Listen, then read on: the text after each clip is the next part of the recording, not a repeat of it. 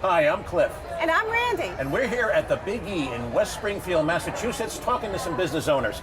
Our guests right now are Brent and Paula Gorin of Milford, Connecticut. Tell us about your business. Our business, Game Haven, is founded on three principles: social, interactive, entertainment. Okay. What that basically means is that we're giving kids an opportunity to come together and enjoy a social experience while they're also playing their favorite games and having some snacks and getting some drinks and giving them a really cool place to hang out. Okay, so this is basically a place where kids from all over can come and play like different video games. You have like 100 video games that they can do? You name it, from Minecraft to Mario Kart to new betas and alpha releases like Trove and Landmark, which might not have hit the street yet. But it's an incredible opportunity to give them a social experience in a clean, safe, and comfortable environment that isn't their parents' basement. I was just going to say, because when I think of video gamers, I think of teenagers who spend all their time in the parents' basement. They don't come out like once a month for like food and water and stuff like that. So you're making it more of a social experience is what it sounds like. We definitely are, and at a very affordable price. Who's your target market, age group wise? We're looking at kids as young as 8 years old Really? who are interested in things like Minecraft, and maybe they play on mobile devices like iPads or the cell phone, as old as 22 and 23, which is the post-community college kind of crowd who's interested in a more competitive gaming experience. Okay, so you must be a gamer yourself, obviously. I grew up in the ranks of the gamers. All right, and you? Notice his wife agrees with that No? totally. Okay.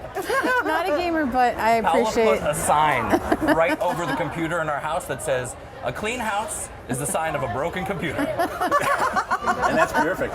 Because I'll say, video gaming is becoming huge right now. They're actually having like sponsored tournaments now. Oh yeah. I have a nephew who is an Xbox champion. He's nationally ranked, and he has actually played like in like almost like stadiums where there's TV sensors and people can actually watch a video game while it's in progress. Are you guys planning to do anything like that? Well, the world of esports, as it's called, esports is growing exponentially. Right. In fact, just last month, actually towards the end of August, there was a grand prize of $11 million for the World Championship of Dota.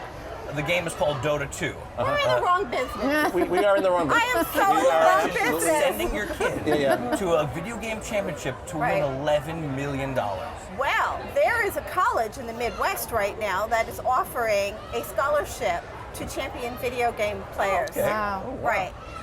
To answer your question, it's definitely something that we're aware of, and something that we're kind of trying to keep our finger on the pulse of the industry to gauge reaction within our local demographic. Okay.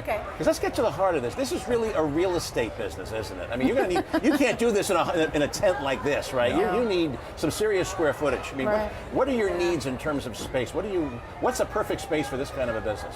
Right now, we're looking at things like demographics, population density. We're looking at median household income, and the idea for Game Haven to really succeed is to find a space that's in a equidistant between certain schools or maybe after school activities or close to a movie theater, places where people are already coming out of their house.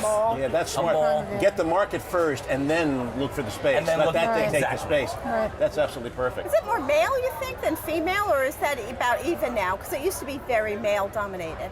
One of the biggest surprises in the demographic is that older women are the rising population or rising demographic for taking over teenage boys. They're focused on a different type of gaming. It's called what I like to call omni gaming, which means that they're playing more games on venues or mediums like Facebook or on their cell phones. Candy Crush. There you go, Candy Crush or Farmville. Farmville is a big one. The Sims, that simulation. Well, The Sims is like where you can have an avatar in a make-believe world, and so either way. So what we're trying to do is not pigeonhole ourselves into just the teenage boy market. And we're going to give people lots of different ways to do what would otherwise be a very solitary kind of thing, activity in a social setting. Do kids want that though? I mean, do they really want to be around other kids when they're playing these games? I mean, is that what your research is showing? Yeah, is it competitive? It's Like very, if I'm sitting next to you, Very competitive. and playing, are we see that. competing against each other? It depends on the medium. You know, it Okay. depends on the game you're playing, Okay. but primarily, yes, it is competitive. Okay. And games like Minecraft, which don't have a regular scoreboard per se, those can be even more socially interactive because there isn't a score, but there's no hard and fast way of measuring your progress. Okay. Brett, you're talking about a pretty big age group here. You're talking about kids like 12 to like 23, 25. Sure. Is there any concern about having kids of different ages mixing? Like some of these kids are of drinking age, some of them aren't. Is that something you're thinking about? We are aware of that, and what we're using to kind of segregate, so to speak, is different times during the day. So, you know, after school, maybe from 2 o'clock to about 4 o'clock, we intend to implement an after-school program that's geared towards younger kids. After maybe 5 o'clock to 7 o'clock, we've got some middle schoolers, maybe high school kids who are looking for other activities or outlets if they're not involved in sports or whatever. Right. And then as it gets later, especially on Friday and Saturday night, what we'll offer in the beginning of the night is almost like a babysitting type of service, so parents can go out and have their date that's a night. great idea. But before it gets too late, by Right. 9 o'clock or 10 o'clock, we have a curfew, and then the older kids can kind of come in. So there is, because you're going to have to think about that, especially if you're serving food on the premises too. Yes. Because the one thing parents are going to be concerned about is that this be a safe environment. Right. That's what they're concerned with. Safety above all. Security is going to be Right. a fairly big expense. You're going to have to hire some guys that look like me, to go in there.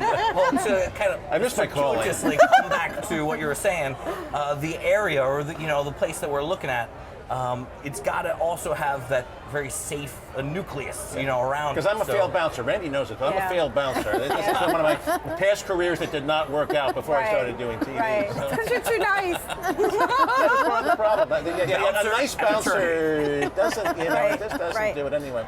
So what how do you do- think? What do you think No. about launching this? Yeah.